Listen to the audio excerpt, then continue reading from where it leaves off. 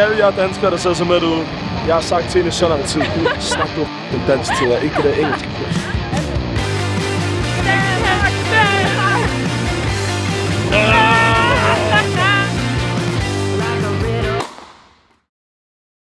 Hej venner. Jeg ved ikke, hvordan man starter en video på dansk. Jeg har seriøst prøvet så mange gange at starte den her video, men jeg synes altid, det er så akavet, fordi jeg plejer at lave engelske videoer. Så til dem, der er nye her, hej, jeg hedder Amalie Star. Lad mig lige lave en kort introduction. Hvis I ikke vil lytte med til den her introduction, så kan I bare skippe til det her. Og så kommer videoen ordentligt. Men hej, jeg hedder Amalie. Jeg er 21 år gammel. Jeg blev født i Danmark, men opvokset i Singapore og Shanghai. Min mor er Indonesian. Hun snakker ikke dansk, så det er også derfor, altså hver gang jeg får hate comments for tiden, er det altid danskere, der er sådan, ej, hun sådan lader som om hun er Kylie Jenner. Hun tror, hun er American. Lol, hvor det pinligt for hende, og bla bla bla. What the fuck? My work's in English. My mom doesn't speak Danish. I grew up in Singapore. I only went to international schools except for like the first few years of my life. Give me a break. Så hvis jeg siger noget på dansk, og det ikke er sådan, hvordan man burde sige det, I må meget gerne correct me in the comments below. Jeg plejer at lave engelske videoer, which is also why there will be English subtitles for all of my international audience.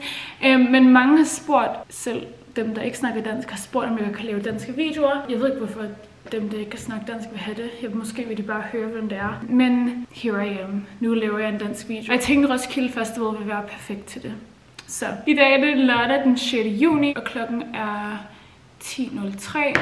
Torsdag var jeg også på Roskilde, og jeg vloggede ikke lige så meget, som jeg havde håbet. Det var lidt sværere, end jeg troede faktisk. Men det her, det bliver en god vlog, fordi jeg vlogger også i dag. Vi skal på Ros i dag. Men lad os starte med torsdags vlog. Det er også min første gang på Roskilde Festival, så jeg tænkte, det er en god mulighed for mig at lave en dansk video. Men jeg prøver, og jeg håber ikke at lide videoen, og jeg er her med Linda. Hej guys. Halløj. Men ja, så vi er på Roskilde Festival 2024. Jeg er så sulten. Jeg er faktisk så sulten. Men vi skal være her i et par timer, og så kommer der en partybus. En partybus til at hente os. Lucid dreams, so I can't be out here living stupid. I love hard, so you could say I was shot by Cupid. Say less, but every now and then I drop my 2 cents. Tunnel vision, cause niggas could really be a nuisance. ISO, yeah, you know we be the fucking movement. Don't ask what we doing, just know we always keep it moving. Watch out for intruders, still a student to the game. You don't see me rocking chains, cause I think that shit is lame. All my brothers getting slain from the police. Blood stains leaking on the concrete. All my aunties always warn me to stay up off the street, cause these niggas tucking heat. Yeah, the feeling of defeat, nigga. And constantly finding ways to level up my mind state. Vi har fået vores wristbands. Jeg snakker ikke dansk, men jeg forstår lidt. Ja, okay. Vi skal ind lige om lidt, tror jeg. Vi venter på de andre. Men du forstår det godt? Ja, jeg forstår det. Lidt. Men når du snakker langsomt, okay, så forstår jeg. I'm actually in shock. Yes. But did you ever study it, or is it just from like? Yeah. Okay. I studied for 4 years, everybody. Hell yeah. Hell yeah. Det er min første danske vlog. Nej, snakker du alt på dansk? Stop. Det er helt... Jeg ved ikke, om jeg kan det. Jeg tror aldrig, jeg har snakket dansk med dig. Jeg elsker. Nej, det er faktisk virkelig Nej, langt. det vil jeg også. Jeg vil også snakke dansk med dig. Så hvis I ser YouTube overhovedet, så ved I jo selvfølgelig, hvem Emilie er. Måske. Selvfølgelig gør I det. Nu det er jo det danske, så er jeg jo lidt mere. Ellers vil man være sådan her, nej. Hvem er du? Har du nogensinde tænkt over at lave engelsk? Jeg har overvejet det, men jeg føler, at folk vil være sådan her. Hvad laver du? Jeg tror bare ikke, jeg vil ikke kunne gøre det. Det vil ikke være naturligt. Nej, okay. Ej, kan jeg Cheers, everyone. Cheers. Okay, cheers. Cheers. Okay. Skål. Vi ses på den gode Roskilde. Like,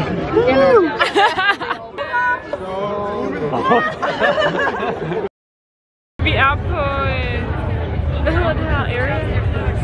Campsite? I don't know. Vi er, hvor alle teltene er. Jeg ved ikke helt, hvad vi laver her, men vi har nogle venner, der er her. Ej, faktisk, det er løgn. Alle tager til Lamin. Men vi går bare rundt og kigger på folks telte. I mean, look at them.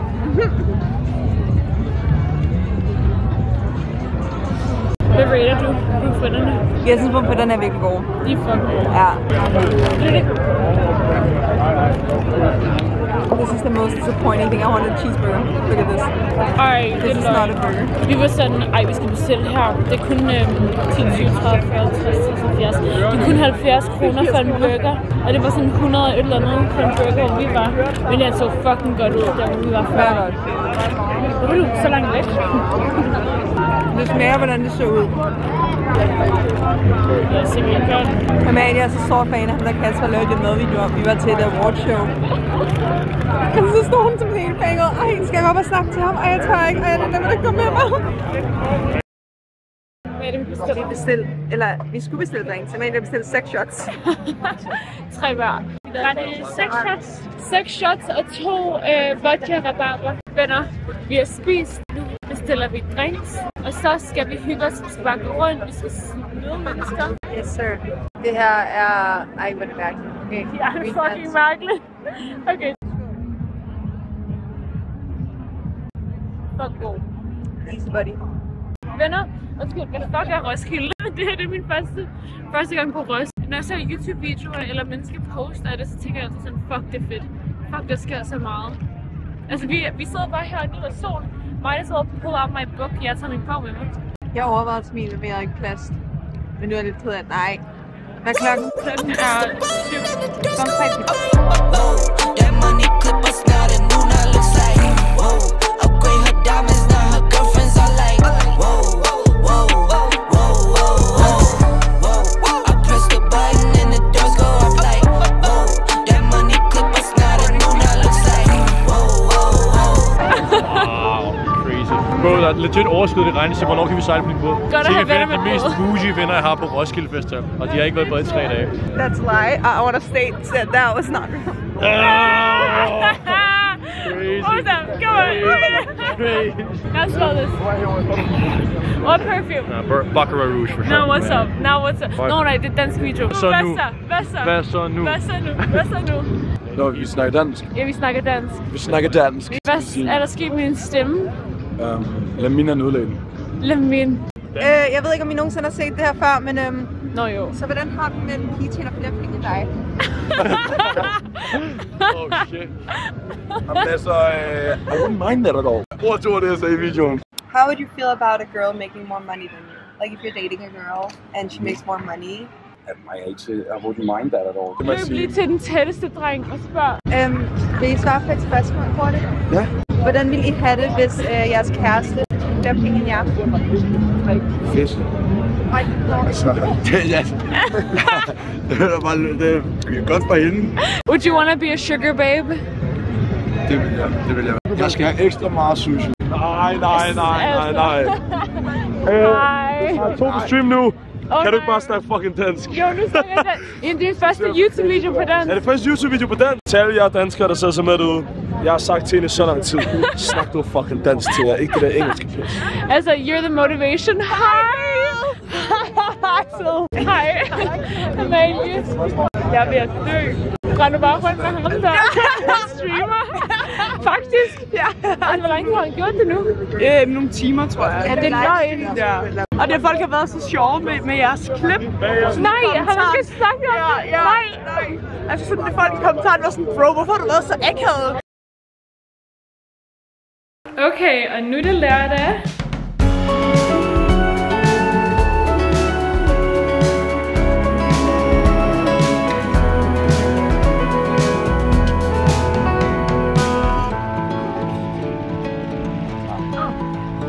Okay. Nu skal jeg snakke dansk igen. Ja.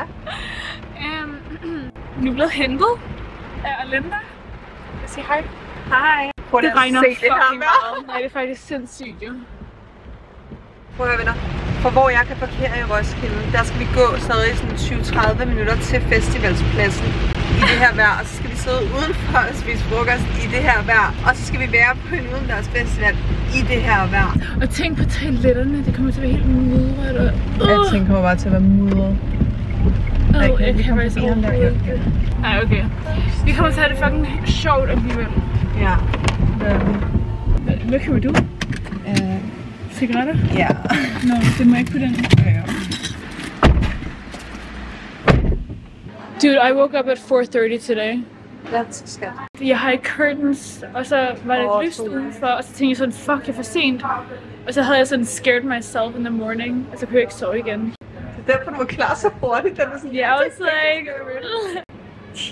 You guys, jeg tror måske, jeg har et crush. Det må du ikke have, når jeg ikke har. Men han er så langt væk alligevel. Ja, det er lige meget. Det er faktisk fint nok. Skal jeg købe en Red Bull? Jeg tænkte faktisk også lidt. Men det er ikke kardemom. Det kan ikke stå. Men det ser juicy ud. Det ser fucking lækkert ud. Altså 2 taquitos. Vil du have en taquito? Tag en fed bil. Jeg vil ikke have en hel. 2 taquitos. Vil du have noget andet? Nej. Altså, jeg har den bedste veninde, man kan have. I wanna pay now, I wanna pay now. Sure, just kinda. Can somebody just fucking pay for this? Guys, No money, no family. 16 in the middle of Miami. Why are we not doing shit like that? oh, like... No money, just in the middle of Miami. Oh. Not giving head for some... I mean, actually, I would for some Manolos or the D-squared cowboy heels. I think I'd give him for... I would get him for a lot of things.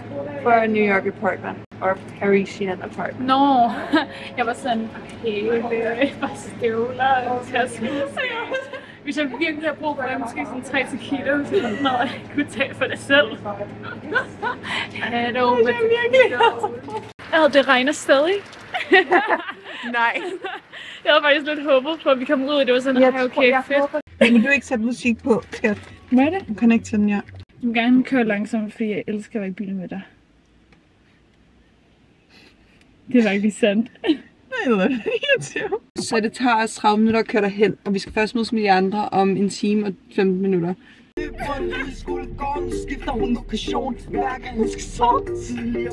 Hvordan ved du det? Another banger! And another banger!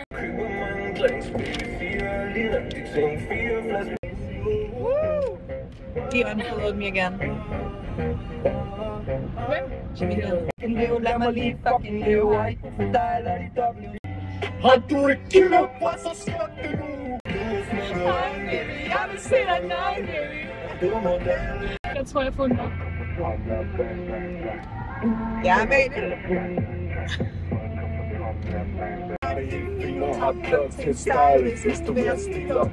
I dated him. What are you? I have to admit, that's a good song. Og jeg har hørt dig sige de ord så ofte før. Hvis dig der føler jeg mig hjemme. Jeg er ikke så god til Venner, vi er på Ross nu. Der er lemmebrød. Tror du ikke bare, jeg kan starte den forfra om 2 timer? Hvis man må holde 2 timer ad gangen. Ja. Men kan de ikke se på den der ting? Jeg tror, de scanner min nummerplade. Det er derfor Easy Park er en ting. Og så sætter den bare 2 timer igen. Om 2 timer. Skal vi lige sætte en timer. I skal ikke gøre det her selv. Or do. Or do. Life is too short. Det er fordi, vi er villige til at betale for parkeringsbøden, så vi nemt kan komme på Roskilde. You know? Ja. Måske 500 kroner på en bøde. Jo. Så er 250 kroner hver. Hvem er det, der ringer? Det er Alec. Vi betaler mig. Alec, jeg har et spørgsmål. Det er fordi, vi vil egentlig bare høre dig, hvor du har parkeret med de der lejligheder. Når jeg går ind på min Easy Park, ikke? Jeg satte den til 10 timer, men den ændrede det til 2 timer. Betyder det så, om 2 timer skal jeg bare gå ind på Easy Park-appen og sætte den til 2 timer igen? Jeg har aldrig oplevet det der med, at den ændrer den tilbage til mindre tid. Hvor meget er en parkeringsbøde? De plejer at være sådan 750. Okay. Ja, det er så fint. Andet spørgsmål. Hvad sker der, hvis man ikke har sådan en deroppe? Fordi vi tænker bare at fjerne den her, så ved de ikke, hvornår vi har sat den der. Jamen, så tjekker de Easy Park-appen, hvornår Ja, ikke? Okay, fedt. Okay. Friends. Family, 16 venner. Nå ja, venner. We made it. Back to the basics, been a lot of things, but I never been basic. Run around bases, came from the basement, never been shameless. So I got stay in the streets, get dangerous, so I might bang it. Don't like hanging unless you family, please don't claim it. Vi er færdige med vores frokost, og nu har jeg bestilt en gin tonic. Jeg kan allerede føle, at jeg er lidt mere på det, end du er. Men du skal jo også køre, ja. Ja, jeg kan overhovedet ikke mærke det. Nu er vi mødt op med Zacharias og Mathilda. En dansk vlog. Hej på dansk. Update. Vi har lige gået igennem en masse mudder, og nu skal vi sætte tag. Og hvis jeg viber rigtig meget, så er det jeg skal godt se her. Jeg glæder mig til at se dem alle. Tryna be here for a while and a good time. When we ain't stressed out, just good wine. When I look in the mirror, yeah, I look fine. Good people, times, and good wine. Good wine, good wine, good wine, good wine, good wine.